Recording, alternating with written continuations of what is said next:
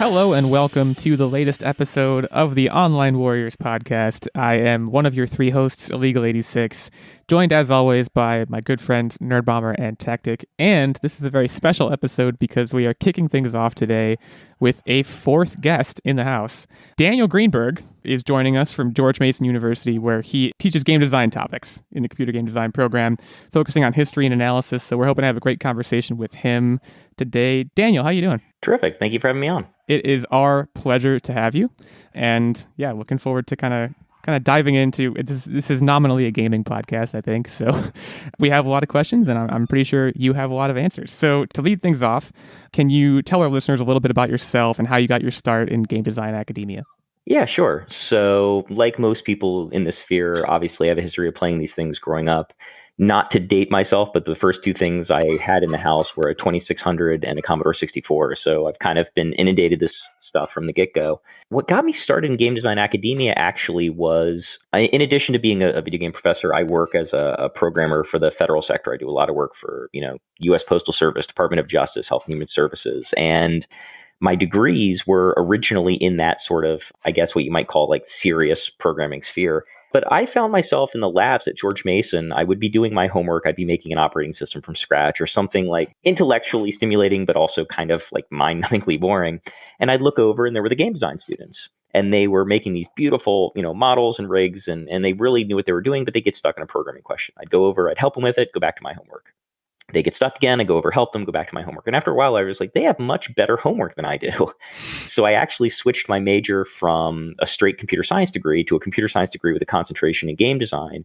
And when I came back to the university to work on a master's, instead of doing a master's of science, I did a master's of arts in computer game design and followed that through to graduate teaching assistant and finally all the way up to professor. Well, I think I speak for all three of us. Obviously, super, super impressive. And again, super, super happy to have you on.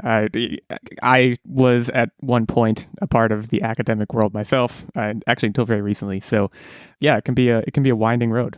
So I guess we can dive more now into video games, right? So yeah, you mentioned that you were inundated with games as a kid. Did you ever think that video games and gaming would ever become the staple that it is in today's society? I'll admit I'm still a little surprised by the financial side of things. Like the fact that games now pull in more per year than movies, books, sports, television, from a strictly financial standpoint, it's still a little surprising to me. I don't know that I'm not surprised that they are the cultural thing that they are, because every kid I knew in school growing up at least casually understood video games. There was sort of that divide between the kids in the 80s who knew it and played it, at least understood what it was, and the parents who really didn't. It's not really surprising a generation, two generations later, those of us who have kids, those of us who are raising kids, we grew up with the stuff, so we kind of expect it, you understand it. Like culturally, it's no longer counterculture, so to speak. But I get surprised sometimes by the financial side of things, for sure. At what point do you think gaming turned the corner from a fun sort of diversion to a true art form and storytelling medium? I like to joke sometimes that we are so far past the point of arguing are games art, and now we're just arguing how good or bad the art is. I don't know that we ever really, it was hard to perceive it maybe at the time, right? Especially how commercial and how simple the stuff that most people knew, right? Your Space Invaders and Pac-Man games. People weren't playing the stuff that Muriel Tramis was making. People weren't seeing some of the really artistic stuff coming out of, especially internationally. France had an amazing PC scene in the 80s.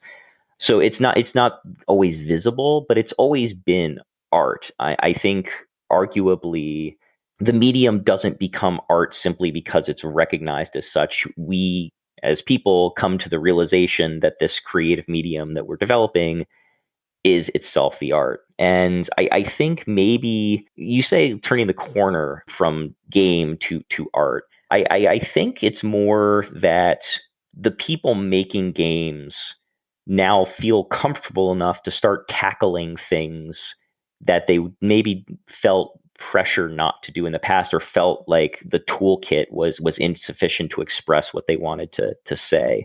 James Cameron says he wrote Avatar in high school, and I believe him when he says it, unobtainium and all. Mm-hmm. But he knew that he couldn't make it at the time. He didn't have the financial support to. His vision was so grand he couldn't really tackle it. So he made a bunch of other stuff first, and he did great. He made Terminator, he made Titanic. The guy's, a legend in his field. But I do think there are some game designers who played it safe earlier on, or at least in order to make it in the industry, the stuff that really worked well, partially due to limited hardware, partially due to limits in software. I mean, the coding side of things early on, that was a true art form because of the limitations in RAM. I mean, you hear time and time these stories of the clever stuff they did just because of disk space. Oh, yeah. Like Nasir's assembly code is ridiculous. Anyone that's ever worked on stuff with him will praise up and down how good he was at writing code. Yeah, I mean, the obviously the memory limitations, working with chipsets, and even the cost of chips, and trying to minify your code to the point where you're doing clever things like addressing memory and shifting memory simultaneously. That you're manipulating your counters simultaneous with like frame shifts so that you're refreshing a frame on screen at the same time that you're toggling some in-game variable. Yeah, you have to really be creative when you're working with like a 4 kilobyte game versus, a 400 megabyte game. Yeah, we've come a long way. It's no news to anybody saying that, but yeah, I mean, I think it is true what you said. It has always been art. It's just, when did we start perceiving it as that, and wasn't necessarily turning a corner?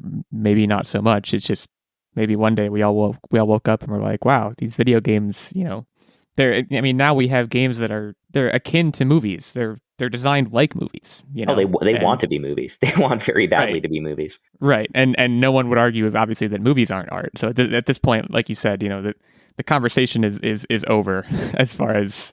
and we've wanted that for a long time. My wife, Alex, and I are working on a film noir, game noir panel for MagFest in January. And one of the games we're, watching to kind of get a picture for how games have tackled noir, comic noir, neo-noir, whatever, is Snatcher.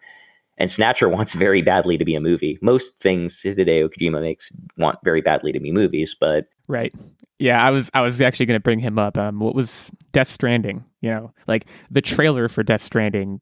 I mean, not only did they put the Walking Dead guy in it, but yeah, it like you said, it wants to be a movie. Yeah, you're right on. Like, that's the difference, right? We're talking 1987 versus, what was Death Stranding, 2018, 2019? Yeah. I want to say 2019. I'm actually not sure. It's a good question. So, I mean, we're huge gulf, right? 30 years of technology improving, and now all of the weapons you have at your disposal as, a game designer versus the limitations that you had in that previous space.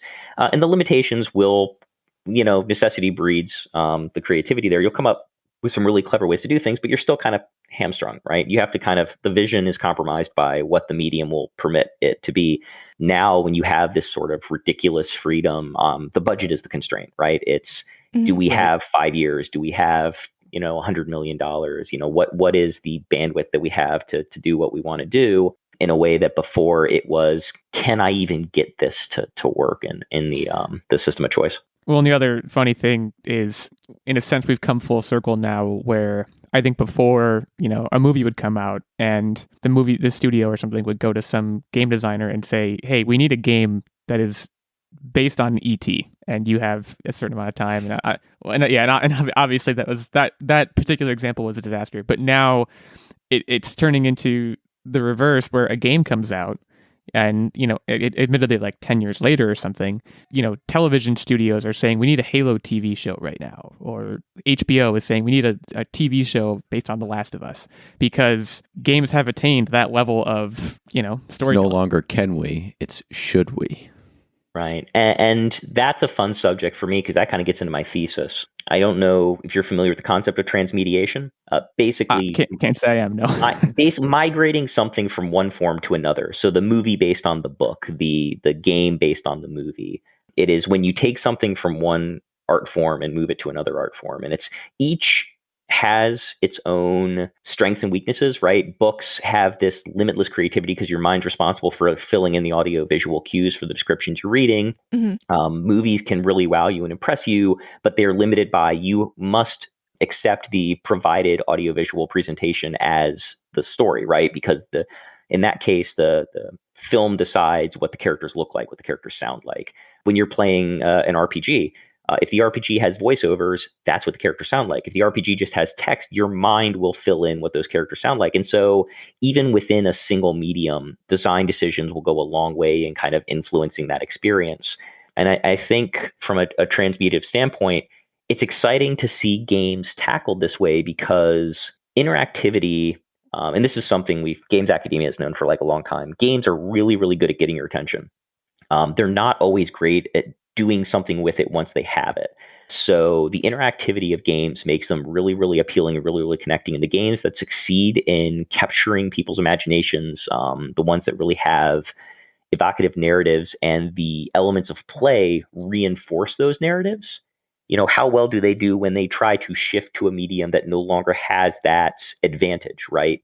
That the viewer has to get involved and excited in the world without the advantage of the mechanics of the game, the play of the game, the flow that was designed. You have none of that numerology in your corner. You have to sell them entirely on plot, characters, visual, whatever. And it's challenging. It's not always easy to do. I think there's a reason video game movies in particular have had such a checkered isn't really even fair because that assumes 50%, such a fail rate amongst viewers is because it is difficult to give up that tool. And it's even more difficult to not recognize that the reason people are so engaged in a particular story, in a particular series, is in part because of those elements. Because, yeah, we do get invested in the plot and the characters, but some of that is subconscious. Some of that is subconscious because we get invested because the game does a good job of hooking us sufficiently that we become invested in those characters. Right. So you're actually, there's a debate, as far as what element of a game is more important to its success, storytelling or gameplay mechanics. And you were kind of just talking about that dichotomy. Which side of that debate, where do you fall on that? To make a game good, what do you think is the more important thing? I am personally someone that enjoys a good plot, but I think I'm wrong. I think, personally speaking, if you had to have one, give me a game that does something interesting versus a game that says something interesting. Mm-hmm. Because a game that does something interesting is going to inspire 100 games, some of which will say something interesting. A good mechanic or a good genre definition will inspire so much creativity and gets you through a whole new way of playing. We have lots of ways of telling stories, right? We have 100 different media that we can use to tell stories. And I think games are a terrific one to do so. And a lot of my students want to tell stories. I think one of the more common things, I always ask a question at the beginning of every semester, why do you want to make games? And so many students say, they have a story they want to tell. They want to make people feel emotions and they want to influence people's feelings on subjects. And so there is a deep desire to use it as a method of conveyance. But I do think a mechanic has a much bigger, it's a bigger draw, bigger staying power, and that it can be a vehicle for much more than, say, a single story can be. A really well-told story may inspire, its own little avenue, but more often than not, it's really doing something compelling with a game that will become an opportunity to kind of expand outward. I'm very much a proponent of anything that is going to produce more, to kind of propagate. The developer of Bubble Bobble, Futsuko Mitsuji, MTJ, if I'm remembering correctly, has an amazing quote. It's a quote that I love. It's in if you ever get the Taito Legends, I think it's PlayStation 2. There's like a little DVD or video that's on there. And he says that, he wanted to make Bubble Bobble to bring couples into the arcade, to bring them closer together so they could play the game together. But that he went from being a developer to being a teacher because he decided he would rather plant trees than be a tree. That he realized that even though he enjoyed developing games, that he could do so much more long-term that if he created game developers. And I think a game that inspires a mechanic or a game that inspires more creativity in its wake, to me, is more important, more interesting than a game that has a compelling narrative. Right. I mean, the example that jumps to mind for me, and I don't know what the first person shooter was, but obviously whoever made that and whatever it was, the story was secondary to, like you said, kind of the far-reaching thing it did, which is establish an entire genre and establish what so much of the gaming world is today, which is first-person shooters that nominally the gameplay mechanics are often very similar, but they can tell sometimes pretty intense stories. I know there were some first-person shooters in universities in the 70s, but I think the first commercial one I actually really remember was Midi Maze, which was an Atari ST game that also came out for some other systems. Do you remember Faceball 2000? Oh, yeah. Yeah, so Faceball 2000 was basically either like a demake or remake or something. It was MIDI Maze for consoles. MIDI Maze was named as such because it used the MIDI port to like link up multiple machines. It was actually not online, but it was a local multiplayer shooter where you played as these little, note, big round smiley sort of things. Mm-hmm.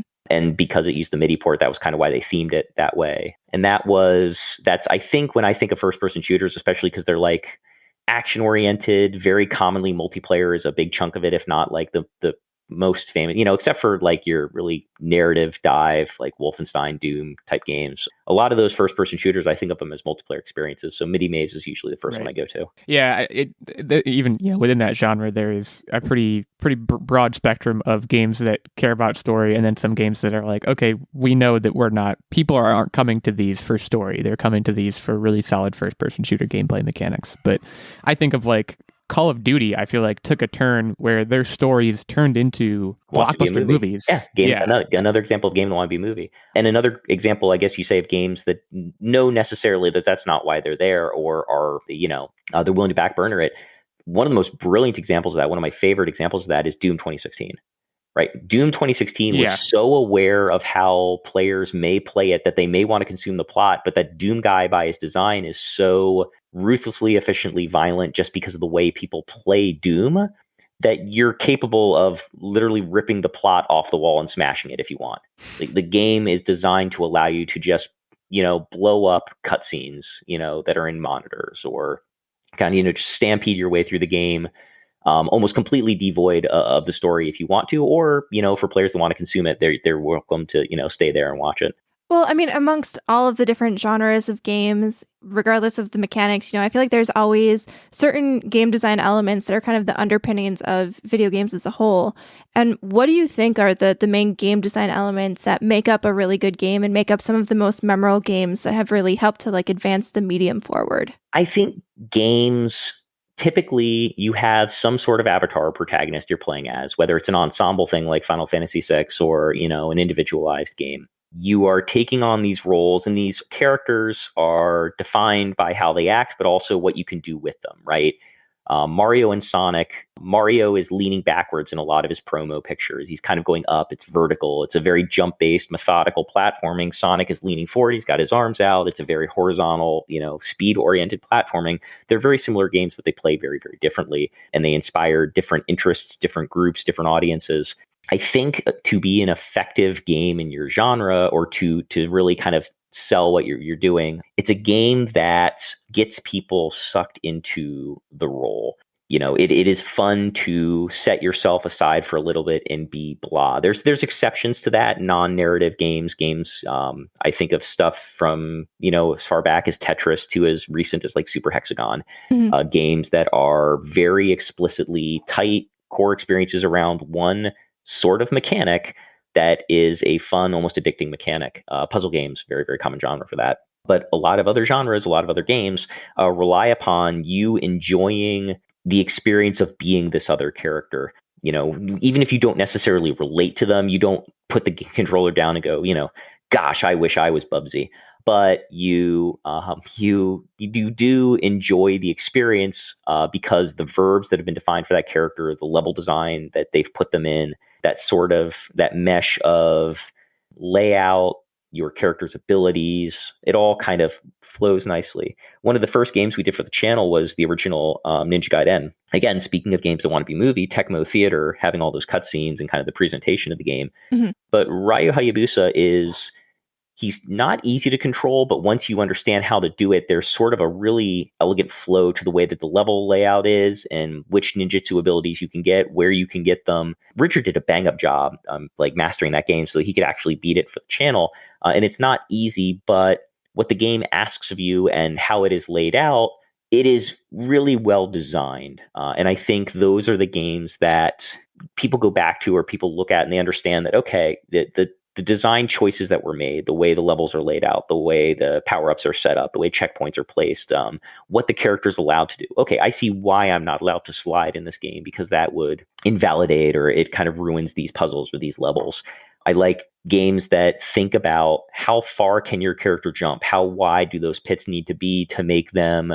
Where are the landing zones? How engaging or safe is that stuff? It gets into minutia, right? And that's design. If you are a painter, pointillism is about, choosing your colors wisely and understanding how the interoperability of those colors, at closer range, at farther range, perception wise, kind of bleed into this beautiful picture. If you are, doing sumi-e and you have to think about, the pressure in your brush strokes and what that's going to leave you on paper or on canvas. If you are a musician and, your composition is every bit as important, right, as the play you make. It really is understanding the interaction of those various elements of design. To me, a game that stands the test time, a game that is important, a game that is seminal to games as a medium, is one in which those things kind of they all come together. The games, you always read reviews for games that are 9 out of 10, 10 out of 10, whatever. They all tend to follow a similar pattern. They say this stuff works so well together. And that's when you're playing a game and the different disparate elements that have been developed by people are done consciously and in such a way that they work with each other, that they complement each other. They're greater than the sum of their parts. Those are the games that matter. Those are the ones that you'll really kind of come back to again and again when you're researching.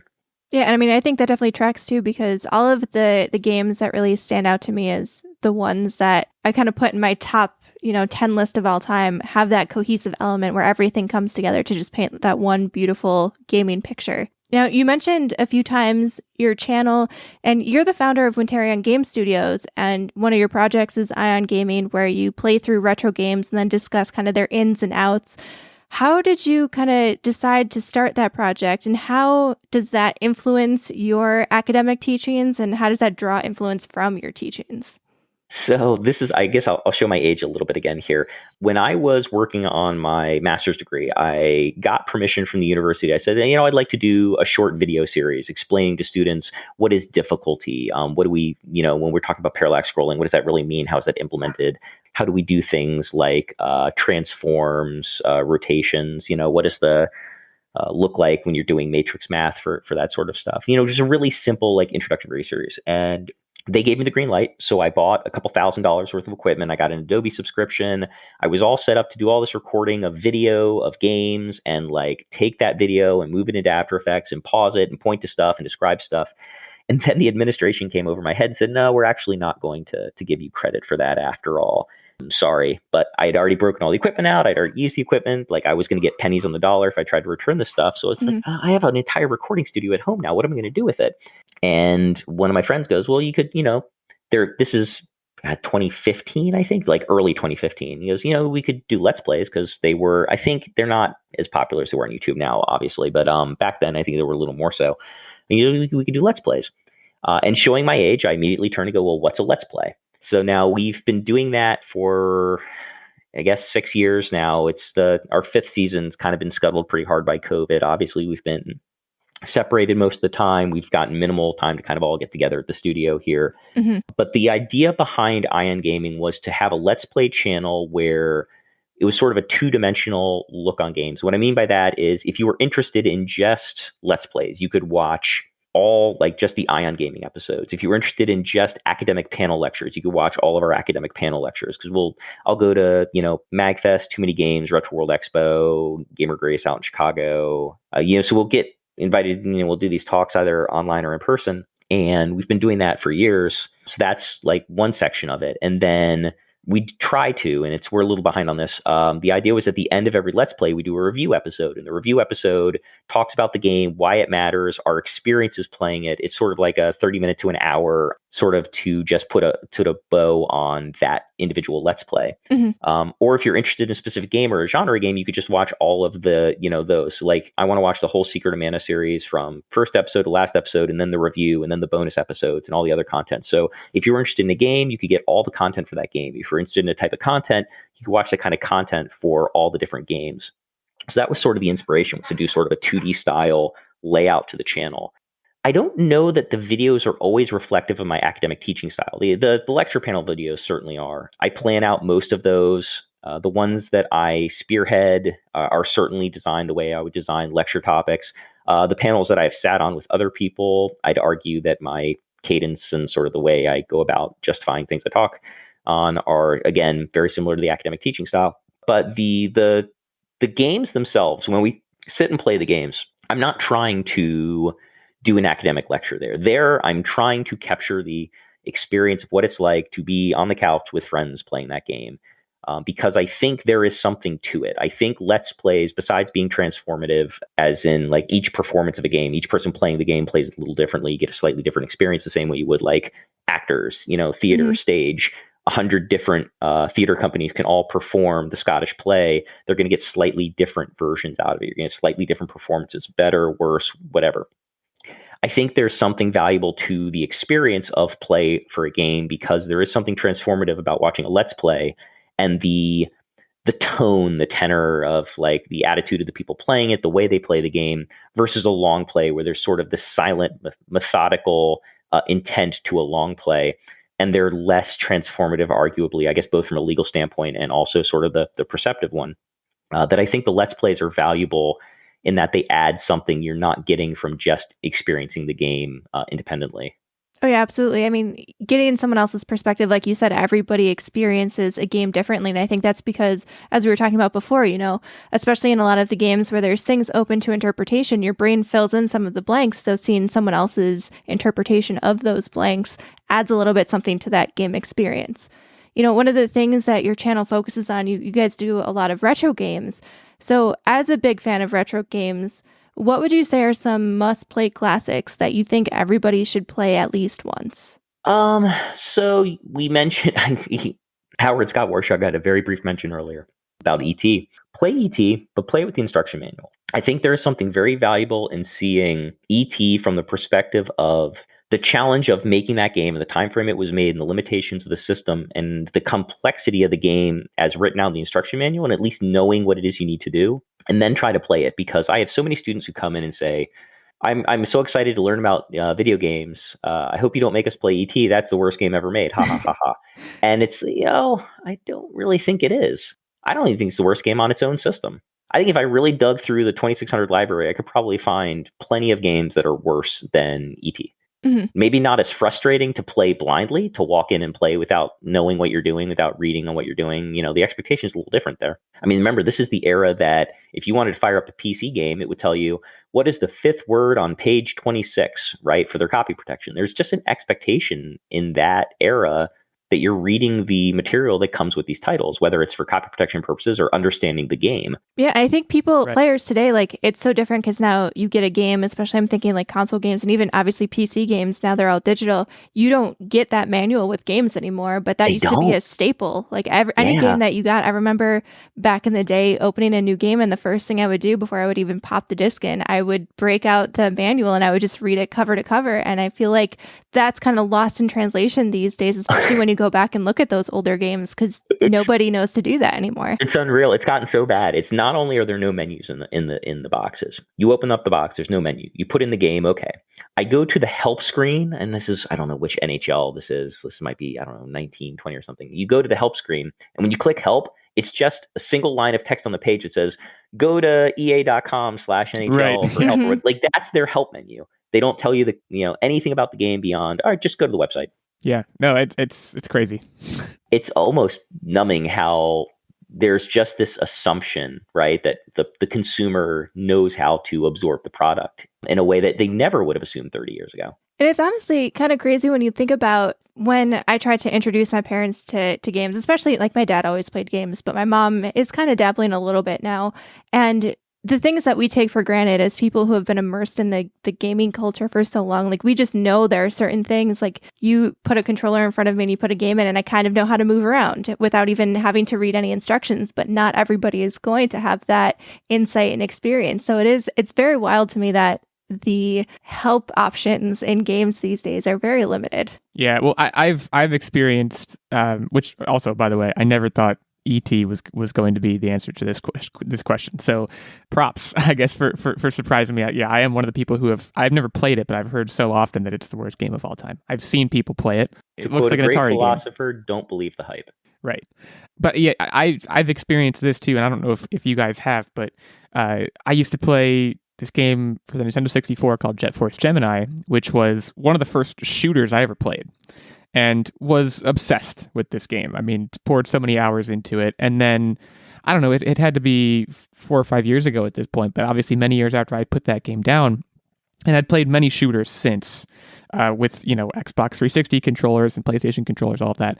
And when you go back and try to play a shooter on an N64 controller with the one stick, it's so foreign. Like it feels like you're like, how did I do this when I was 8 years old? And how did I do it well and easily? And now going back to it, it's this weird, like, I don't know, some mental shift happens that you go back and you're like, oh my goodness. I actually had to do this recently.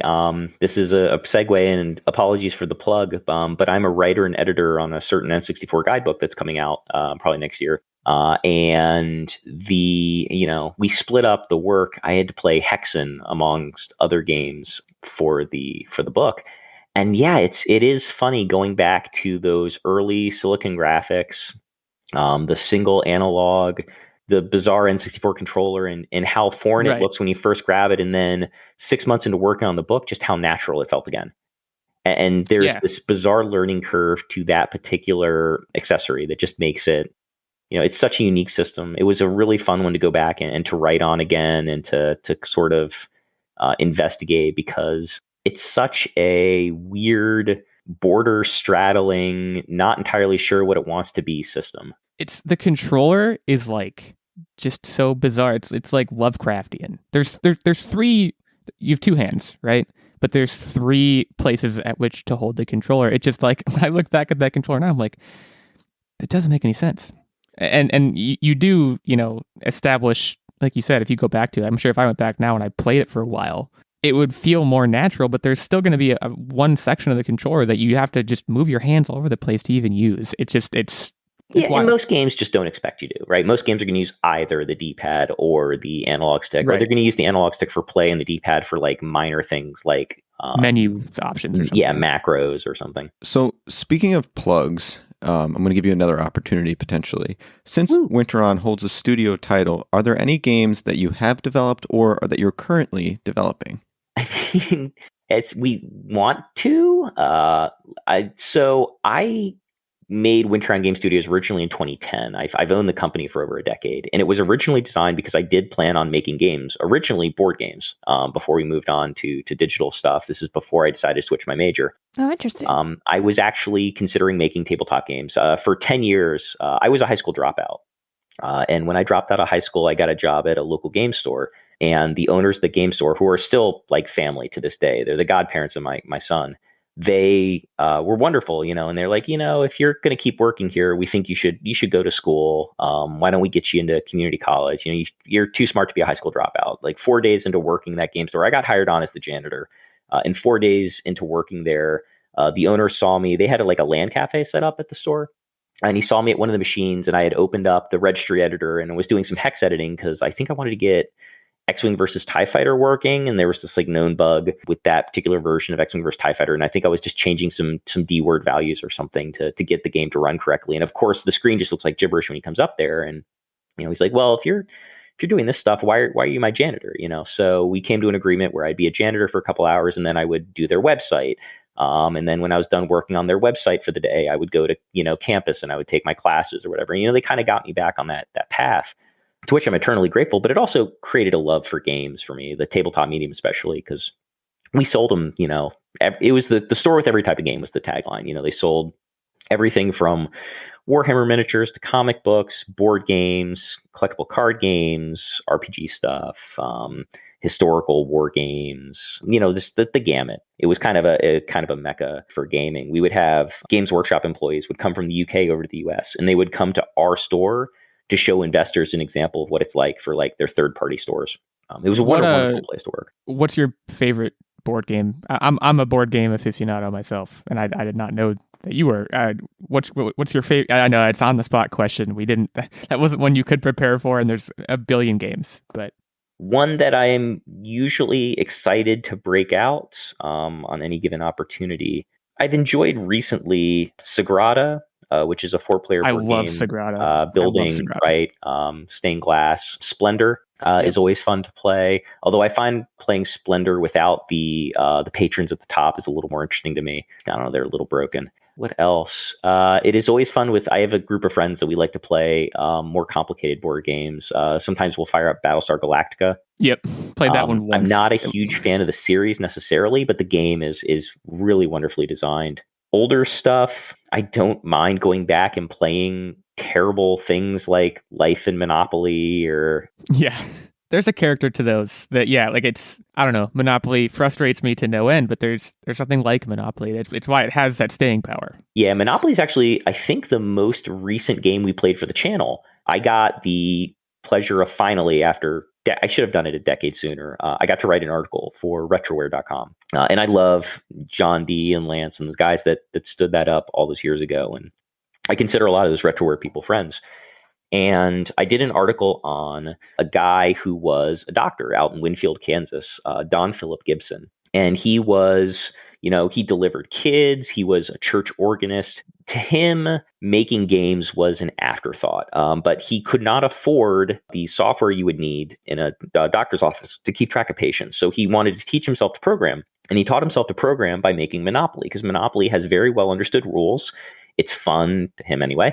And if you can make that, then that was how he was going to teach himself Borland Turbo Pascal. And his Monopoly, his version of Monopoly, he released it on old bulletin board systems, pre-World Wide Web.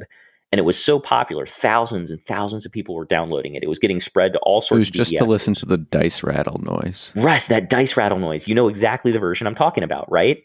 And so it was such a popular version of Monopoly. He passed away, unfortunately. I wrote the article about him posthumously. I had the chance to talk with him a couple times, a couple years before he passed. But he had so many fan letters. He had like hundreds and hundreds of fan letters piled up from people that wrote in thanking him. He had one from Steve Martin, who said, like, yeah, we love playing it, between takes on set. Like, we'll have a Monopoly game going, and we'll go back to the machine and play it, and then go back and do a take. The Parker brothers actually sent him a cease and desist, so he had to stop releasing and making versions of it. But by then, it's the internet. It was out there. The game was kind of, to this day, it's still a thing. So yeah, everything on the internet is forever. Everything on the internet is forever for now. Very true. So getting back to video games, we've seen a lot of advancements in gaming lately, both in terms of hardware capabilities and innovative gameplay. Where do you think the future of games and game design is headed? A lot of people answer this with VR. I don't have the same feeling when it comes to VR. And it's not for the reason you would think. It's more that in the same way that motion gaming was amazing and that the Wii was a super important system and it helped re-democratize the living room, that it got your grandparents to play again in a way that you hadn't been able to for forever, because everything past like the Atari or past the NES was just too intimidating. My grandmother was an unreal Tetris and Dr. Mario player, but she never touched anything past the NES. She briefly had a PlayStation, but she didn't really play it much. And the Wii, she never had one, but I feel like the Wii is something that brought people back together. Virtual reality is really good at doing certain things. I think where it succeeds the most right now is anything that does not expect you to move. I went on a VR tour of Machu Picchu that was absolutely gorgeous. It was at Microsoft headquarters, and put the headset on, and it was beautiful. It was surreal. It was a lot of fun to take that tour. I think where VR really is exciting and succeeds is things like witnessing locations, or imagine buying courtside seats, right? Let's say your favorite team, I don't know, I'm just going to say the Knicks, whatever, because, courtside at Madison Square Garden. Mm-hmm. Let's say they can only seat 20,000 people in there. Okay, but what if they have the bandwidth and high enough resolution cameras that they can sell virtual courtside seats for $100 a pop and virtual seats for $25 a pop? So once they sell out, maybe they get an additional 5,000, 10,000 people watching in VR, and you get the sound of the experience of being there in your VR headset, the feeling of sitting, say, in the 200 section, or the feeling of sitting courtside and being able to turn left and turn right and follow the action the way you want to follow it, and the experience of being there when you can't otherwise be there. I'm thinking special events, sporting events, concerts. A lot of these experiences that right now are really hard for people to go to anyway, because Wave's arms outside the door. There's an opportunity there, and VR can fill a really wonderful space in the event genre. I was originally more excited for augmented reality when it came to gaming, and I think Pokemon Go was a step in the direction of where games could go with that sort of uniting the real world space in games. And I think mobile, just because of the pervasiveness of mobile, is still the biggest opportunity space to do more interesting things or different things. So I feel like the innovation statistically is more likely to come from there. Where am I more excited to see things? Because I do think the future of games and game design, for better or worse, is going to be companies who make prestige projects on PC or on console that win awards or that are fun or popular for a segment of the population, that are financed by mobile games, that are financed by elaborate Skinner boxes. Right. I think right now the industry is kind of in a bad place where it's releasing some good stuff and it's releasing some really, really sinister stuff.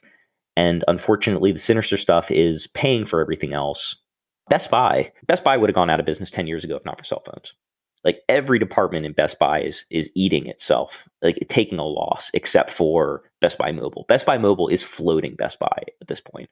Cell phones are so expensive, so pervasive, so inundated in modern life that just statistically speaking, it sucks, but that's where it's going to come from. Like the next thing that's going to come is going to come from that space. Well, and speaking of the Best Buy thing, like cell phones are also, specifically iPhones, and I'm an iPhone user, but like they're also status symbols. Like people who bought the iPhone 12 will go out next year and buy the iPhone 13 because it's the iPhone 13. So like it's, thinking back to Pokemon Go too, I mean, that was nothing short of a phenomenon.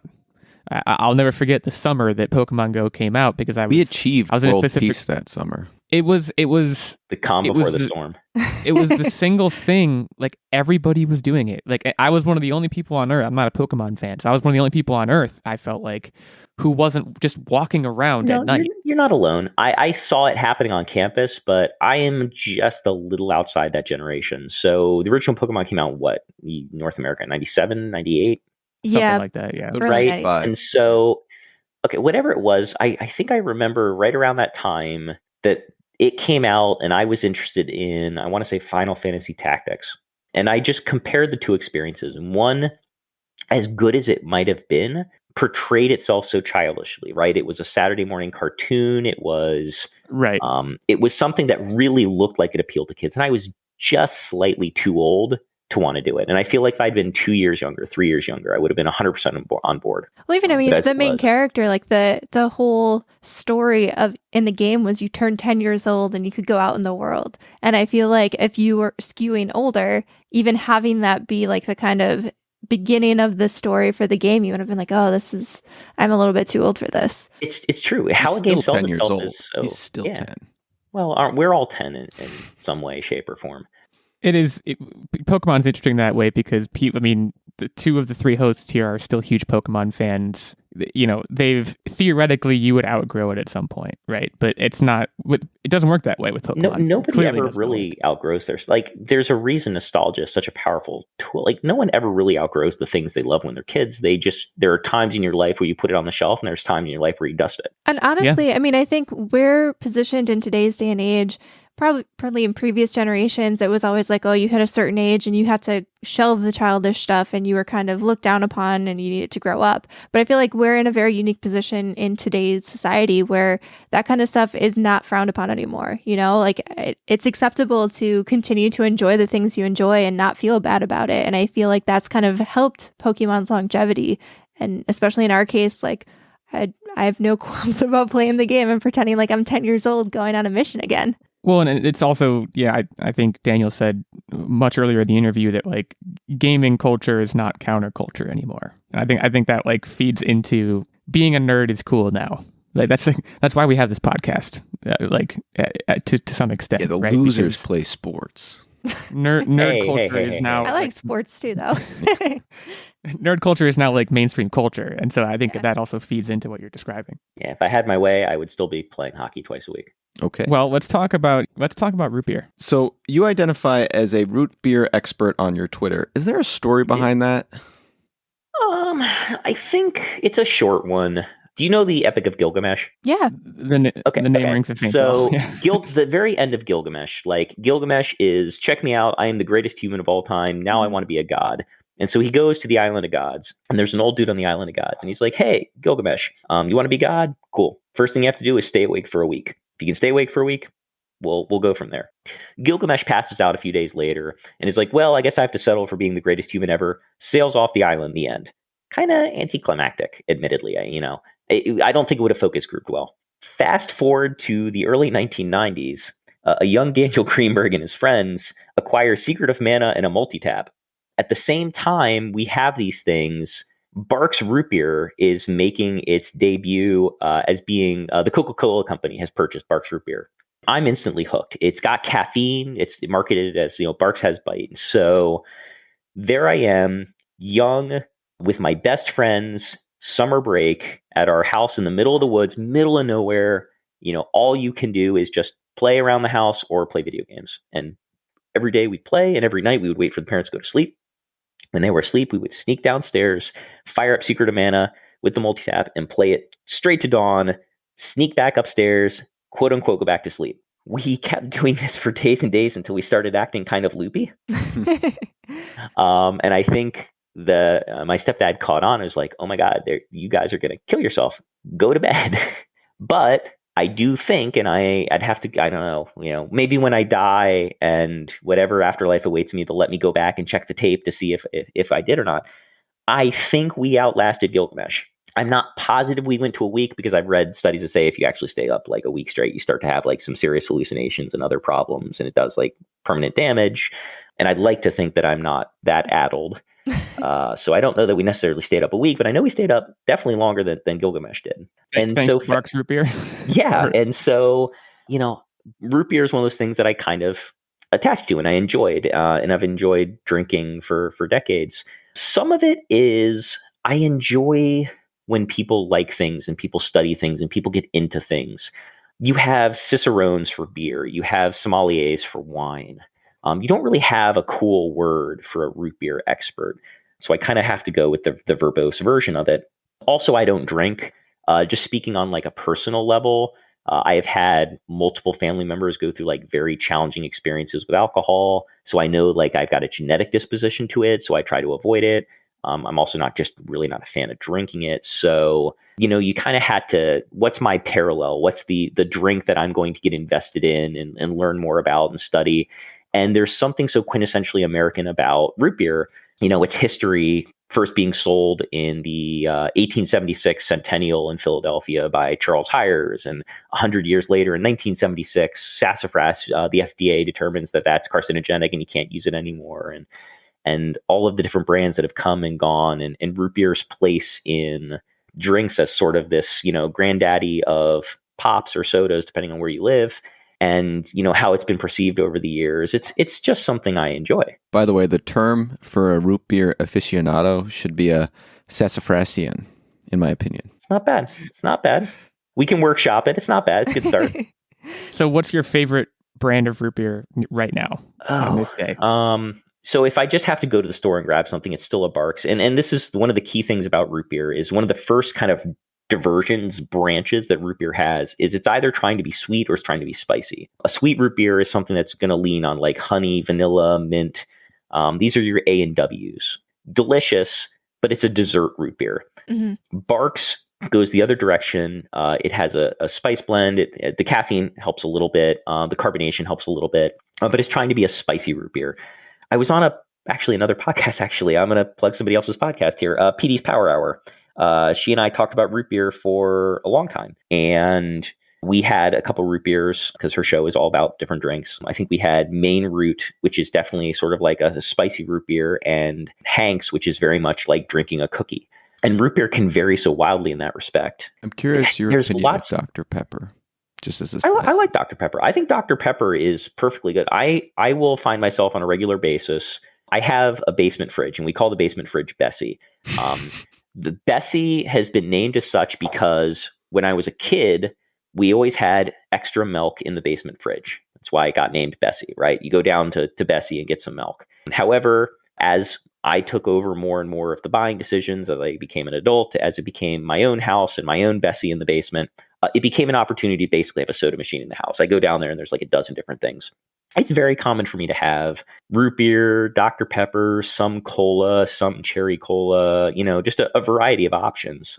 No, I think Dr. Pepper's delicious. I know it's got sort of that Texas Southern thing going for it. And there's always sort of that Coke Dr. Pepper rivalry in the Deep South. But I think it's perfectly good. It's its own thing. It's not really root beer. It's 23 flavors, 22 of them are prune, but it's still good. So this is a kind of final question, something that we usually ask all of the guests on our show. And outside of, the ability to go almost a week without sleep, if you were a real life superhero, what power would you want to have? Oh, gosh. Just speaking, I guess, in terms of what's going to do the least damage to the world around me. Because so many superpowers, the problem is always the destabilizing nature of it, right? What does it mean to the world to see somebody fly? What does it mean to the world to see someone who is invulnerable or super strong or all those things, right? You think about sort of the big geopolitical consequences of those things. And, what superpower can you have that will like make your life better or make other people's lives better without necessarily destabilizing the planet? Mm-hmm. I've always been a fan of like precognition, pretercognition, the people that like just have a little bit of can kind of see what's just a little bit ahead. What was it? Morning Edition, where the guy gets the paper and it's tomorrow's news. So he can just he's still a person. He can just do something to help it because he has an inkling of what's going to happen. But, what he's doing isn't necessarily going to, turn the world upside down. Cassandra, going back to, Helen and Cassandra, the ability to see the future, but nobody believes you necessarily. I think there's something cool to having that short-term cognitive ability. I think it would be fun to, in some ways, it's got to be selected. I guess the super part of the superpower is being able to pick what I do and don't see the future of. I would hate to like sit down to a Caps game and already know how it's going to end. Yeah, that would kind of ruin sports. Right? Sure. Yeah, there's certain things it would absolutely ruin. But I think it would be great to like, am I going to, if I go to the store, are they going to have what I want? Go to the grocery store. Are they going to have the root beer I want? Oh, they're not going to have it. They're out. So you're talking seeing like parallel paths? Yeah. Like if I do this, this is going to happen. This, exactly. Give me the short-term, simple, like game facts version of things, right? Okay, well, maybe I should. So the weather says it's going to be blustery, but it's actually going to be nice this afternoon, despite what the weather report says. So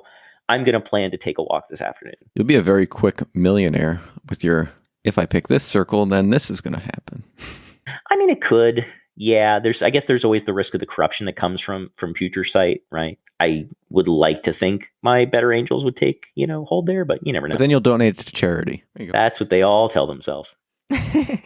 I'll be honest, I am scared so much. I was telling my family this. If I ever won the lottery, I don't think I'd ever tell anyone. And I'd be very careful about what states I play the lottery in, because there are certain states that you can win anonymously. You can claim your winnings without them announcing that you won. I don't think I'd ever want anyone knowing I won the lottery. I would hate to see what that would do to my personal and like friend relationship. Right? You imagine just how bad that could get. You always hear stories about that too. People win the lottery and like their lives are ruined.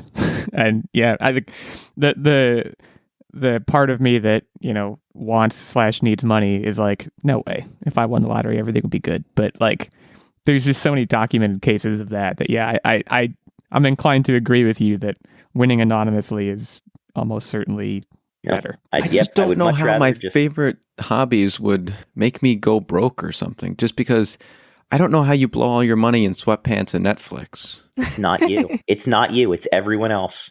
That's the thing. People will come to you and they know you have a certain amount of money, so then it influences their behavior towards you, etc. I think that's what it is. Just give me a slightly colder root beer, a slightly nicer TV, and a few more minutes a day to enjoy the thing I love. Yeah, just kind of like, it gives you, I think, the power to enjoy the good things in life if you can just keep it under wraps. Mm-hmm. Right. Well, Daniel, thank you so much for joining us here. obviously a lot of insight was bestowed upon us and our listeners, so we thank you. Anything else you want to let our listeners know about? Plug, parting thoughts? Yeah, sure. The floor is yours. So I'm always happy to get into these discussions. I love doing it. I'm a teacher. That's kind of what we do. You mentioned Twitter. You can always find me online at Winterion. Our show, Ion Gaming, is on YouTube at watch.winterion.com. If you are interested in learning how to make games, George Mason University is located in Fairfax, Virginia. You can learn more about us at gmu.edu. And finally, the holiday season's kind of coming up here. So just want to wish everyone a terrific end of 2021 and hopefully a much better 2022. I mean, it has to be, right? Like at this point, the arrow's got to point up at some point. I don't know. I don't have the superpower. Right. That's true. Okay. Yeah. Well, thanks again, Daniel. We are going to take a short break now and return with our regularly scheduled programming. But yeah, Daniel, thanks again. And we'll talk to everybody else in a minute.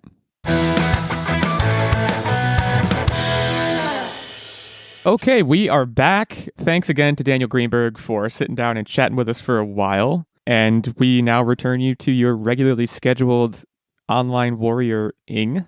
I mean, you just heard all of us talk, so I don't know if we need to reintroduce ourselves. But just in case, if you forgot, I am Illeagle86, one of your three hosts, joined as ever by Nerdbomber and Techtic, who sound really good today. Hi. We were just talking about this. Hello. We slept in today. We did some of those.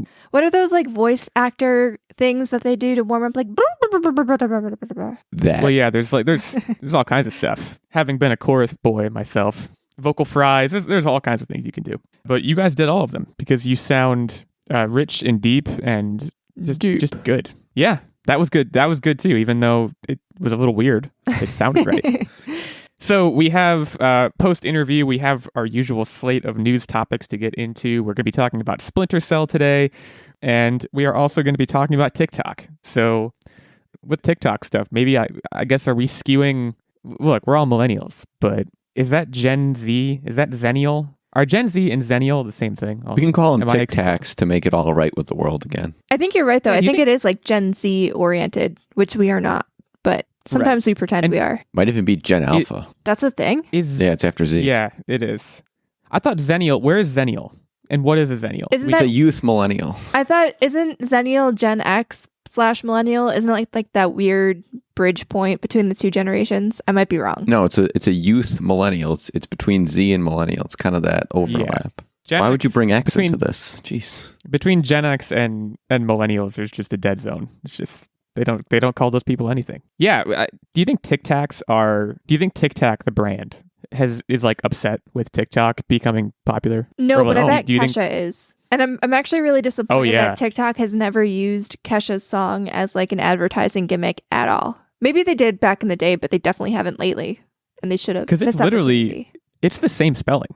Like it's not even just like she took the C's out and TikTok was like, all right, we'll just steal that. It is weird. You would think there would be some kind of copyright deal there. And incidentally, isn't Kesha one of those artists who like signed a bad record deal or something and like they lost all their money or something? Or it was more, I'm trying to remember because it was a while ago. She signed a bad record deal with a bad dude who did bad things. Now. I don't remember the specifics. I just remember it was bad. And then she escaped and now has artistic freedom, I believe. Well, is that still going on? I'm just curious. I mean, she dropped off the map for a while, understandably. Is she back?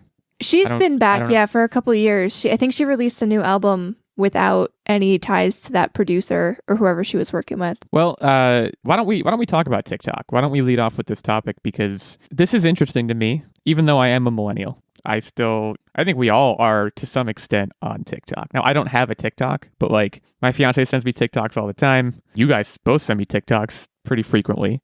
And I live in society, so I'm aware of TikTok, and TikTok is a pretty constant fixture just in our lives. But are they a constant fixture in our kitchens? I like that segue. I would say no. I am immersed in food talk. Of the three of us, you would all assume that it was me, and survey says yes. Yeah, actually, it's really interesting because TikTok is obviously run on an algorithm. I think the algorithm is very well known, or at least talked about at this point, where within a matter of hours of being on TikTok, your account and your For You page is really honed into your interests and what you like. Basically, if you watch a specific type of video, the rest of your For You page will be tailored to those type of videos. One of the big examples, I believe it was called Couch Boy, and it was a video of this girl going to visit her boyfriend at college or whatever, and he like barely got off the couch when she walked in the door. But if you just like watched that one video, suddenly your entire For You page was just everything about Couch Boy.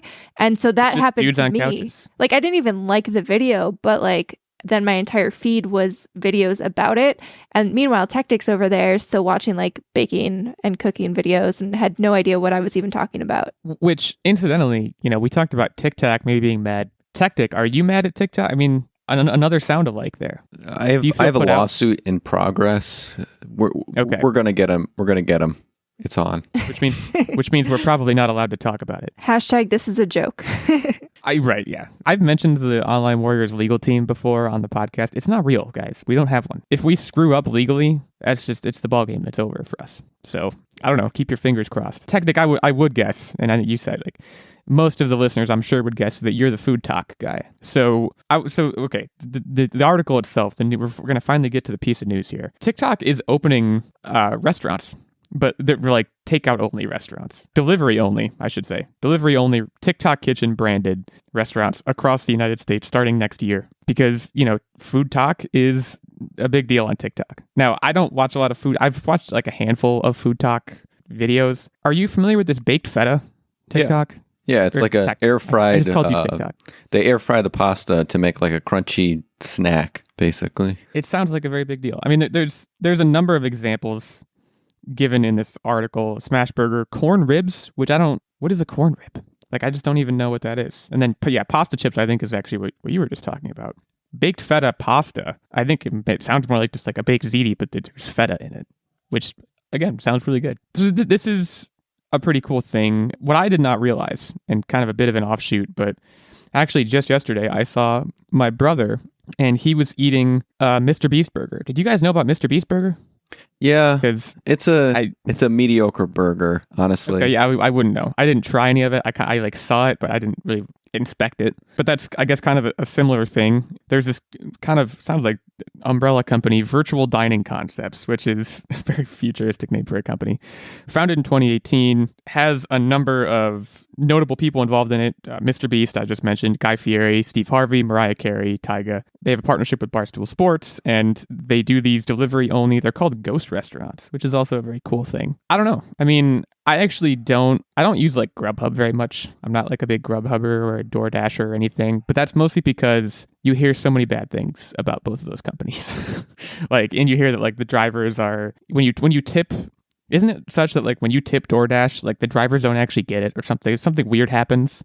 So I always feel bad doing that. But if this is going to accomplish something similar while maybe not being as shady, I don't know. I'm into it. I'll entertain the thought of watching a TikTok video, and presumably you'll see a food talk video and they'll say, do you want this? Click this button. There's a TikTok kitchen near you.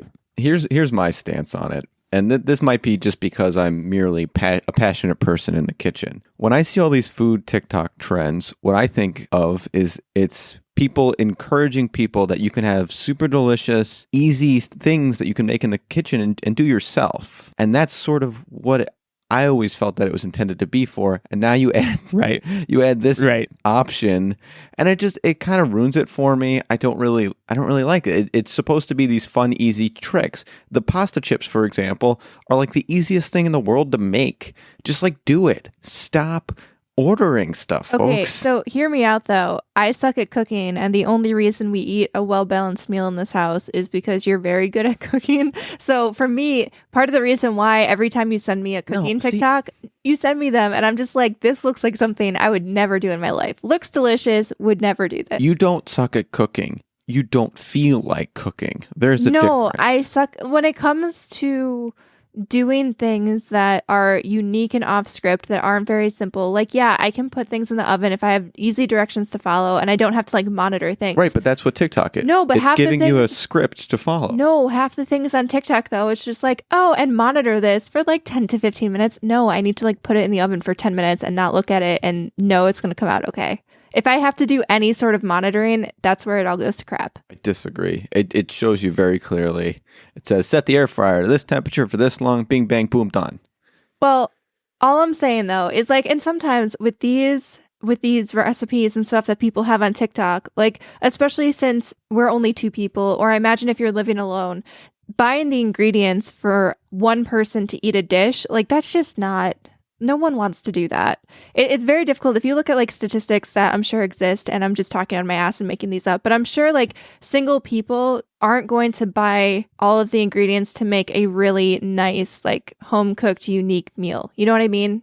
I don't see that happening. But these are common ingredients, a lot of these ones. Not always though. Like I don't have feta just chilling in my house. Well, it depends on what the recipe is. Techtic, I totally hear what you're saying, and I think that's a really good point. But, I think you could extend that concept to anything, right? It's like, why do you ever order food? Because you don't want to cook it. Like, it's one thing to see someone do it on TikTok and be like, oh, it looks pretty easy. And it's another thing to actually do it. And, have you guys ever gotten a recipe, whether it's online or on TikTok or YouTube or whatever, and you're like, oh, this looks really easy, but then you get like elbows deep and it turns out it's not. It's not easy at all. Let me tell you guys a fun fact about Nerdbomber. She will cook a fantastic meal so long as it can 100% be done in the microwave. This is true. This is very true. And so, I mean, there's no shame in that. It's a great invention, the microwave. For those strange people who don't have a Techtic around to stop that nonsense, sure, this is a great idea. But if I'm going to be ordering out, I'm not going to be ordering these, gimmicky things. And here's the other thing why I'm against it is basically it's a restaurant that makes meals off of trends, which basically is saying it's a restaurant that's trusting the internet to pick their menu. Right. And I think that can make for some hilarious antics. I mean, I don't know. I feel like people, generally speaking, you're going to have somebody curating these things. So they're not going to just look at whatever the trending video is and be like, if it's like dog poop on bread, they're not going to be like, oh, this is great. Let's make this. You know I want to see the Bodie McBoatface of the food world. Well, I think in as much as we're talking about these things like the baked feta pasta and the pasta chips and stuff, I think what could be cool, what could be a future direction for this sort of thing is, okay, I'm going to watch a TikTok of a chef making a really high quality steak. And the process is going to be very transparent. You're going to see everything that he does. But again, maybe you don't have the skill to do it yourself. Maybe you don't have the means.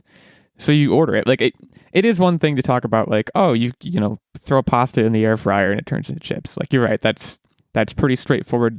That shouldn't be the kind of thing you order for delivery probably. But like, a smash burger that's done in a specific way. Sure. To me, that seems like perfectly fair game for this sort of thing. I think this is going to be huge. Yeah, I do think this is going to be successful. I think the cool thing too is that not only is this benefiting TikTok, I think in the article it said that they're viewing this more as like an advertising thing, but they're partnering and they're going to be crediting and, giving back to the creators who are making this food. So now imagine this could be like a cooking show. So like your top chefs or whatever of the world. I feel like those on TV appeal to a very specific set of people who maybe have the Food Network. This could potentially elevate some random TikToker who loves to cook and have a career kind of be created out of this entire initiative because, they create so many cool recipes that they become trending and then they get a deal with TikTok to have their recipe featured. And then suddenly they can write a cookbook or something, or it makes their YouTube or TikTok go off the hook and suddenly they have millions of views and they can throw their passion and their career more in the cooking side and maybe it won't be a side gig or anything anymore. I don't know. I think it's really a neat idea. With that said, something that I'm immediately wary of, what was I talking about before with DoorDash and Grubhub and these companies that they're kind of out to screw people, like how TikTok compensates creators, relative to these TikTok kitchen things, I think is critical to its success because again, it's all about transparency. And if a TikTok creator gets screwed on this deal, what are they going to do? They're going to go tell people about it on TikTok. So like it's much more of a two-way street, I think, where everyone has to be above board. Everyone has to play by the rules. And like you said, it's a really cool thing in that sense, in that if it does go that way, you can start people's careers who love cooking. Techtic, you could do this. Yeah, we could see a Techtic TikTok. I'm trying to think of something too that goes with food, but I lost it. Techtic Tinkers in the Kitchen TikTok. I've got a couple of good recipes. It's my red potato salad, my pasta dish with bacon. And come up with something viral, Techtic. Let's do this. Right. I mean, that would also be good for the podcast too. So I fully endorse that. I think this is a cool idea. I don't think this article provides any indication on when exactly this is going to be happening. It's just next year, I think, is kind of the basic idea. It looks like March of next year. So I don't know, just in time for Easter. What happens in March? I think Easter's in March next year. Who knows? Yeah, we'll be checking back in on this. For all we know, like you said, Techtic, there's high probability of antics of some kind. So maybe in 3 months we'll be back to talking about this and saying like, look what happened to this. It was terrible or stupid. But I don't know. I have high hopes for it. So we will see. Let's pivot, as we often do, and let's talk about Splinter Cell. So I think I've talked on the podcast before about Splinter Cell, which is weird because I don't have a lot of Splinter Cell experience. I haven't played much of it. I believe I think it was Pandora Tomorrow for the Xbox, and I played it on the Xbox 360 because it was backwards compatible, I think is what happened. Mm-hmm. And when I say played it, what I mean is I tried to play it. I can't, it's only been very recently that I have stumbled upon the skills required to play stealth games, and with games like Dishonored and stuff, and even the Uncharted games feature stealth elements to a certain extent. Like The Last of Us is another one. Like there's a lot of games that feature stealth elements, but maybe not to the extent of Splinter Cell. And Splinter Cell, maybe just at the time I played it, or because of what it specifically is, I could never do it. Like I was always just terrible at it, but I loved the idea of it. And I still love the idea of it. What is your guys' Splinter Cell experience? Have you played through any of the games? I haven't. I know we have like a 3DS game, I believe Techtic has, and I've never played that either, which is weird because I really do actually enjoy stealth games. But I am excited about this. So I didn't realize, I guess just because, Splinter Cell I feel like has been a staple in gaming, but I didn't realize, I was reading the developer interview when they kind of announced this game, and apparently they missed the entire last gaming generation. Like we haven't had a true Splinter Cell entry into the franchise in a very long time. So it'll be really neat to see this come back as a whole, because I think it is very unique in terms of stealth games. A lot of stealth games, you can still kill people and make a mess out of everything. But I think the true foundation of Splinter Cell is you're supposed to be completely invisible. Like nobody knows that you were even there, which is obviously that would probably mean you try not to kill people or make a mess or anything like that, or you failed a mission. I feel like now that we're adults and have a little bit more patience, it would be fun. Right. And in Splinter Cell, like you can still kill people, but yeah, I think the penalty for doing that is even steeper than it is in a game like Dishonored, where there is a very clear penalty. But with Splinter Cell, it's like it's an inch away from just you can't do it at all, I feel like. So this is Ubisoft Toronto has greenlit, now I want to be clear because they're very clear about it, a remake, not a remaster. So this is going to be building Splinter Cell from the ground up. Whether that still includes Sam Fisher or a new character, I guess remains to be seen. But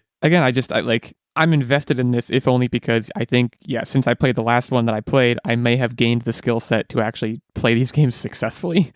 And I just love the idea. Like when I was a kid, I was all about like spy stuff, that was like kind of my thing. Like I had a little listening device and a motion detector, and that's because we were from the Spy Kids generation, and I had all of those same things too. I remember, Did you guys have like the bedroom door alarm thing, and it would trip if anyone walked into your room, and then my mom would be like, I'm putting your laundry away. What are you doing? Why are you alarming at me? And you were like, I caught you. Yep. Yeah. It was, I think there was literally a brand, the brand might still exist for all I know, but it was like literally called like Spy Gear. And it just was like all these little things. Because like you said, Techtic, we were part of the Spy Kids generation. And that was like a huge deal. At least to me, it was like 10-year-old me was super into that whole thing. So Splinter Cell, when I first saw that, I was like, oh man, this looks so cool. I'm going to be a ghost. It's going to be awesome. And then like I would be walking down a hallway in the game, and I would my baby toe would like brush up a glass bottle, and I would die. Like it's very challenging from what I remember. I think the learning curve is pretty steep.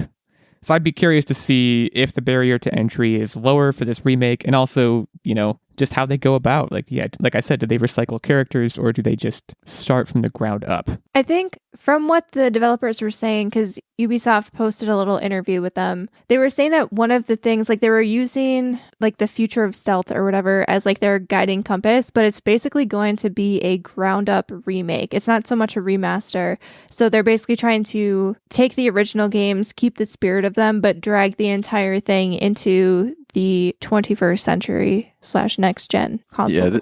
This is really exciting for me, especially coming off of Deathloop, right? I mean, I was talking to Nerdbomber, and I started off that game running and gunning, and she was like, if this was real life, would you ever do any of this? And I was like, oh, no. Well, I mean, with Deathloop, you can play however you want to play, but stealthy, especially in the beginning, before you really have any powers, abilities, weapons, I think stealth is the way to go. But yeah, I get what you're saying. Yes, stealth redefined is, I think, the buzz phrase that Ubisoft Toronto is using. They did Splinter and that's why Cell. I'm giving accolades to Nerdbomber, by the way, because that's what that game, that Splinter Cell series, sort of thrives behind. Is if this was real, how would you approach this? Splinter Cell, I think the last one was Splinter Cell Blacklist, I think is what it was called. And that, I think that came out 10 years ago or something. I believe I was in college when that came out. So it's been a minute. And it's a franchise that, I think should always be around. So it makes perfect sense. Ubisoft's got a lot going on right now. They're also working a new Star Wars game. Avatar Frontiers of Pandora, also kind of in the hopper for them as well. So 2022 could be a big year for them. And it's very exciting. So we'll be looking in on that. Obviously, this is so in the early going that it's, we don't have a release date or anything for it, but it's good to know that it's in the hopper. Hopefully I'll be better at Splinter Cell this time around. So that brings us somewhat close to our usual ad break. But before we go into the ad break, I would be remiss if I did not shout out our fantastic Patreon producer, Mr. Stephen Keller. Stephen, here's to you. Once again, we made it all the way through 2021, and 2021 was a better year because we had your support. Steven supports us at the highest of our 3 levels of support on Patreon. He is a night level subscriber, which gets him this producer shout out every week. It gets him input into the weekly game segment, who is hosting that this week? Hopefully it's not me. It is me. Yeah, Techtic won, okay. Even though he's the overall loser. That's right. We still have to come up with a punishment. So producer shout out, input into the weekly game segment. Of course, access to the monthly secret segment and vlog, and the occasional guest spot. Steven's been on the show now, I think 4 times, something like that. So if you want to be like Steven, you can support us at our night level, but there's also a Squire level of support, which gets you access to the monthly secret segment and vlog. And then the page level gets you access to the monthly secret segment. And all of these levels are found on Patreon, patreon.com/online warriors podcast. Go there, check out the deets. And we'd love to have your support. We'd love to talk to some more of you on the show. And go check it out there. Thanks again to Steven. We'll take a short break now to shout out a sponsor, and we will be right back.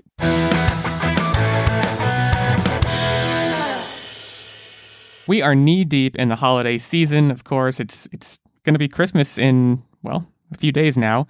And one of the common things that comes about in the holiday season for a lot of people is stress and maybe even depression. BetterHelp is here to help. So if you have something preventing you from achieving your goals, interfering with your happiness, you can check out betterhelp.com/listener for more information about what BetterHelp can do for you. BetterHelp will assess your needs and match you with your own licensed professional therapist. It's not a crisis line. It's not self-help. It's professional counseling. It's being done securely online. You can start communicating in under 48 hours. They're currently recruiting additional counselors in all 50 states, so they're expanding and growing. Clearly running a very successful service. They have professional counselors who are specialized in depression, stress, anxiety, relationships, sleeping, trauma, anger, family conflicts, LGBT matters, grief, and self-esteem issues, and anything you share is confidential. It's professional, it's convenient, it's affordable, and it's available for clients worldwide. If you want to get more information, you can go to betterhelp.com/listener and you'll get 10% off your first month. You can join over 1 million people who have taken charge of their mental health. And again, that's BetterHelp, that's HELP.com/listener. Thanks to BetterHelp for helping sponsor this episode. And now we'll get back to the episode.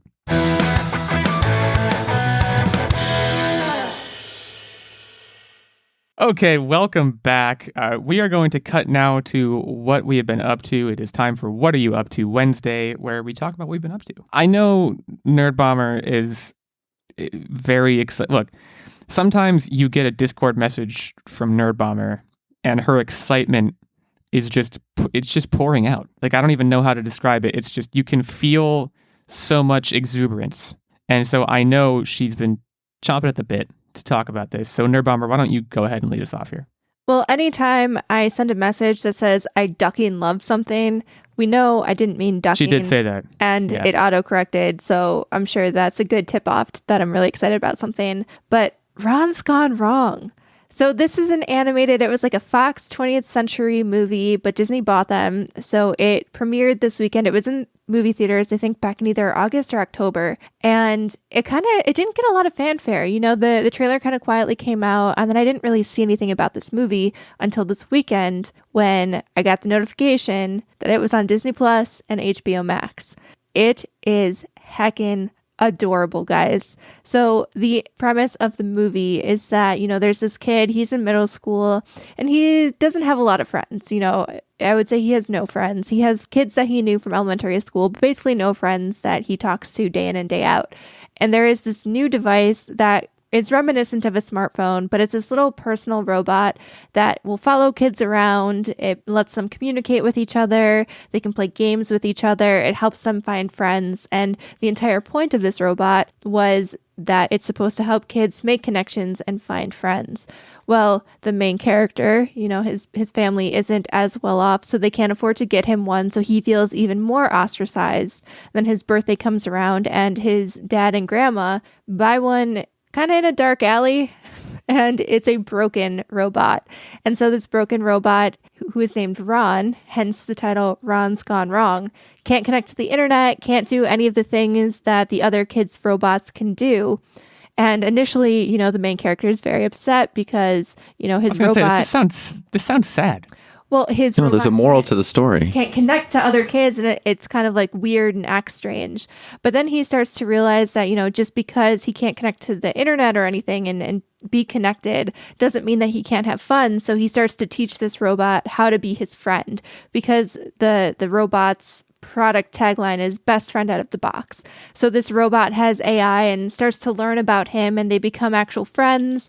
And instead of, you know, being obsessed with what's going on the connected interwebs of the robot network, they go off and have fun in the real world, and it is adorable. The message is basically, you know, if you step away from your online connections and just take a look at the real world connections and world happening around you, you know, you'll find more meaningful connections with real people instead of just looking for blanket likes and whatnot. Yeah.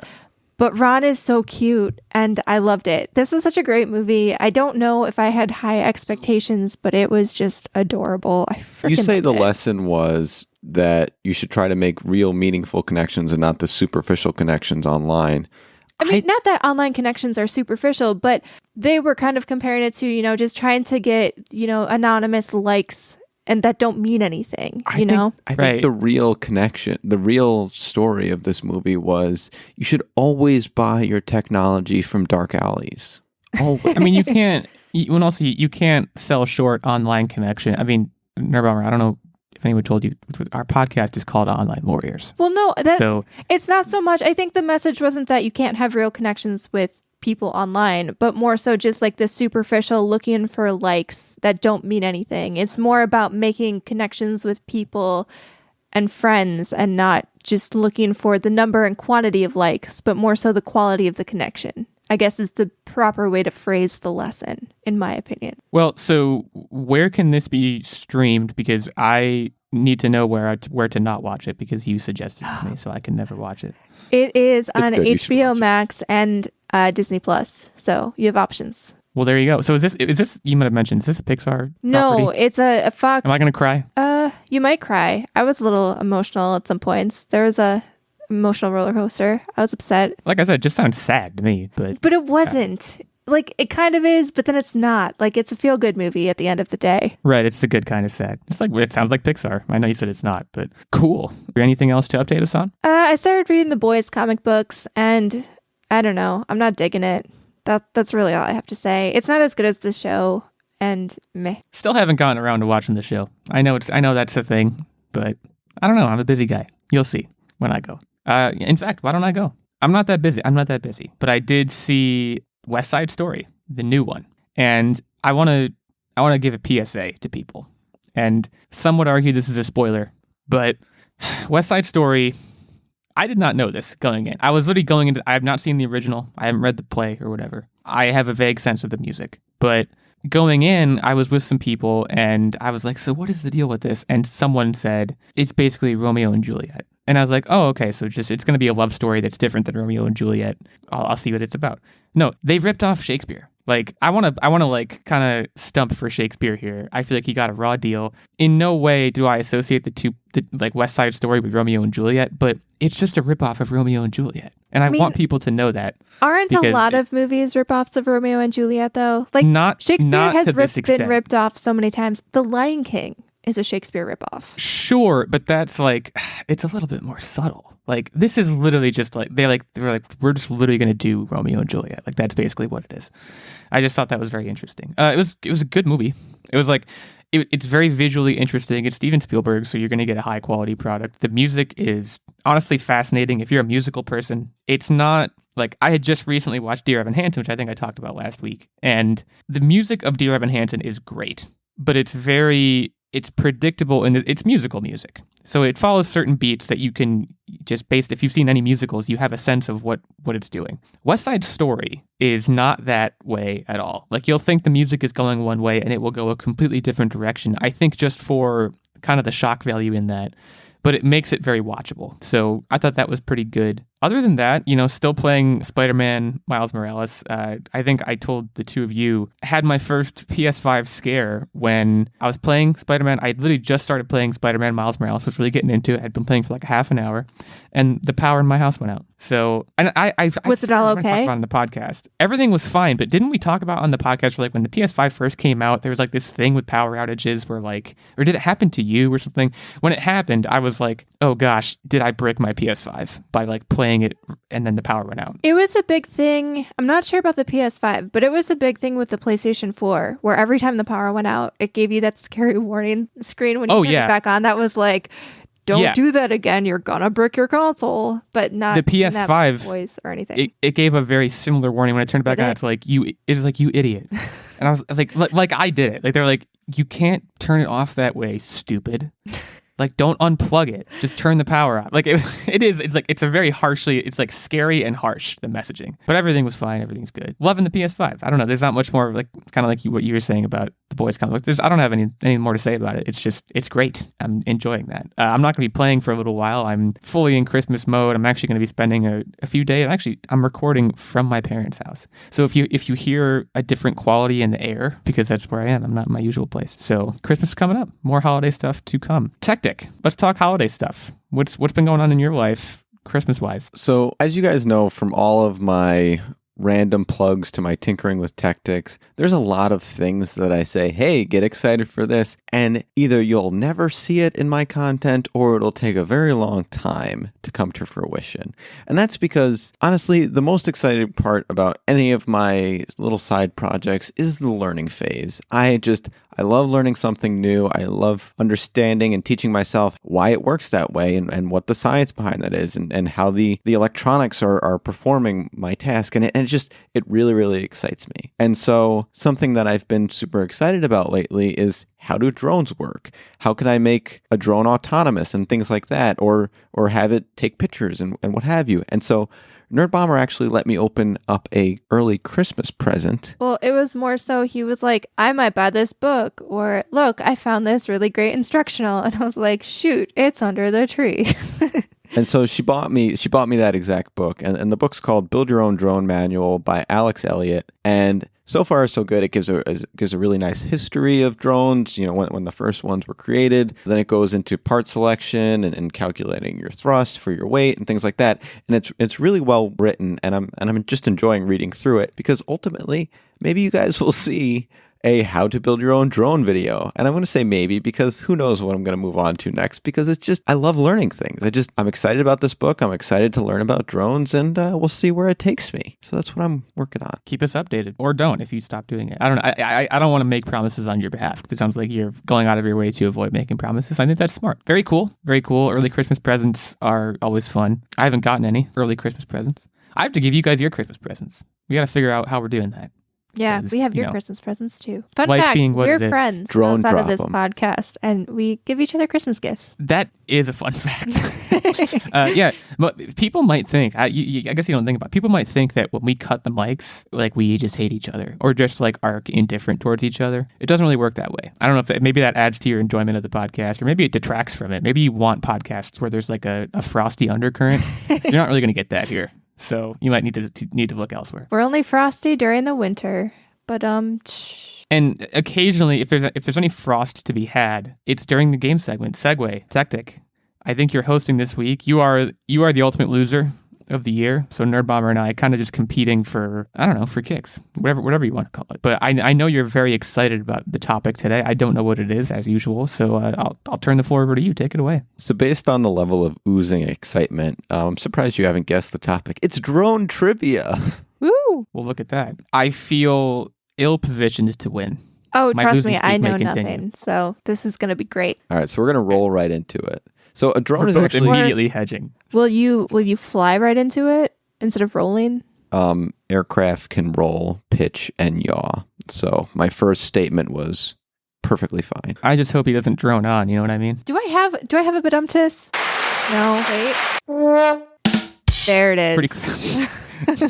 Techtic, go ahead. So I'm going to roll right into this. And my first question is, a drone is defined as an unmanned aerial vehicle. When was the first successful long-ranged, unpiloted, engine-driven aircraft Who goes When first was on it this what? one? performed? So this Okay, doesn't have, I guess I'll go first. I don't care. You can Give have me the a sporting advantage chance. here. I feel like you're not talking about drones as we know them. I feel like you're just talking about unmanned vehicles. And it may not, like, it could have probably flown like 20 feet and then All right, dove into the well, ocean. let me be Can you clear, by define the way. long range? So long range is defined as just short of a mile. Okay, interesting interesting definition.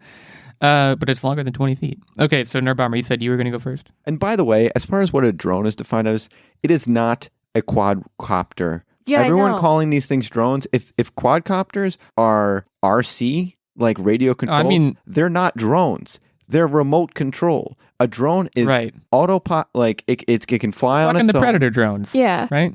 Well, it depends which Those Predator things are drone, drones. too, because some of those are radio controlled, too.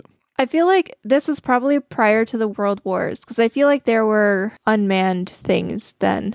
I'm going to, like, very rudimentary, but still existed. So I'm going to say like 1900. Okay, well, planes weren't invented until like 1904. But I wanted to give myself some buffer. I think your general idea is incorrect. So I'm going to say 1950. I think it was much later. So you both busted. Okay, so the idea of man in cockpit planes So I was right. Is You this were like- trying to Was- get us. was driven BC or something.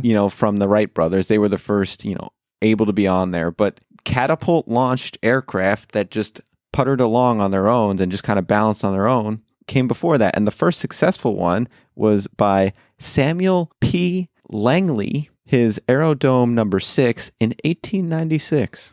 So I wasn't that far off. No, I you were missed really by close, 4 actually. years. Yeah. Bananas. This is a dumb trick question to start off. I want to voice my displeasure with this how this quiz is going so far. But let's continue with the Okay, trick well- questions. That's a you problem, I guess. Whoa. So the biggest push for advancing drone technology has been due to the military. The most expensive drone aircraft ever is the Northrop Grumman X-47B. How much does one cost? Most expensive ever. I mean, $32 million. I feel like it is probably more. I'm going to say 100 million. Well, so this is taxpayer money at work, so it's $405 million per unit. That's obscene. Yeah. Okay. I thought, okay, well, yeah, I don't know what else we can say about that other than that it's obscene. But okay, so Nerdbomber's on the board, and as I expected, I'm losing. So we're all more interested about the commercial side of drones because that's the fun stuff we can play with, right? So what is the record for the highest flight of a commercial drone? Which, by the way, this is illegal without a permit. So they just did it, safely and kind of made the calls. What are the units? Is it feet? Feet. Okay. I feel like obviously there are drones. I'm trying to think like what the highest building in like New York City is. Because I feel like there are drones up there. I'm going to say 1,000 feet. I feel like that's still too low. But going with it. Yeah, it's gonna be significantly more than that. I'm not gonna plus one you.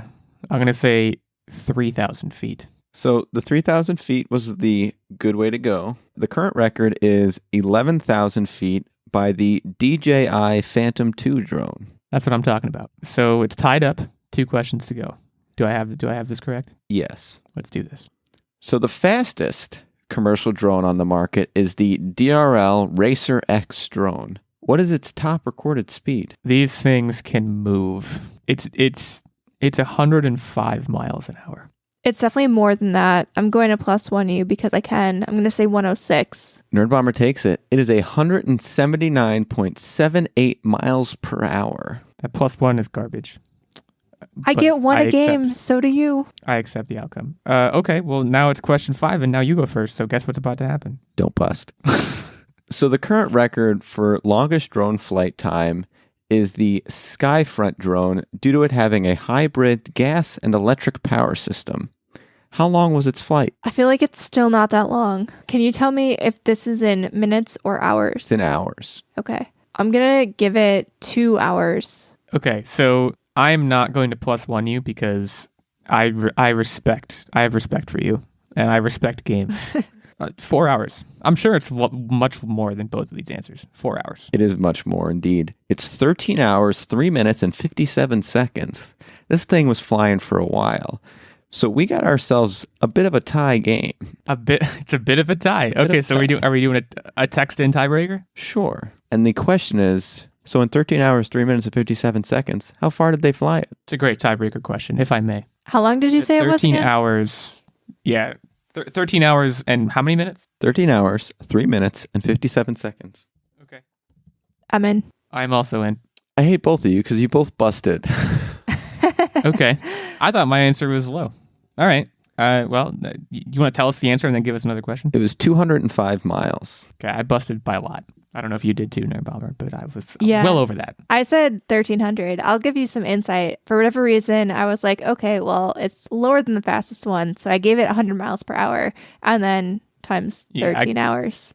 So I gave it 50, so that was exactly half of your answer, and it still was way too much. That thing must have been crawling. All right. Well, look, we can stay here as long as it takes. One of us has to win. I'd like to have a drone. I don't know what I would use it for, though. I just kind of want to have it.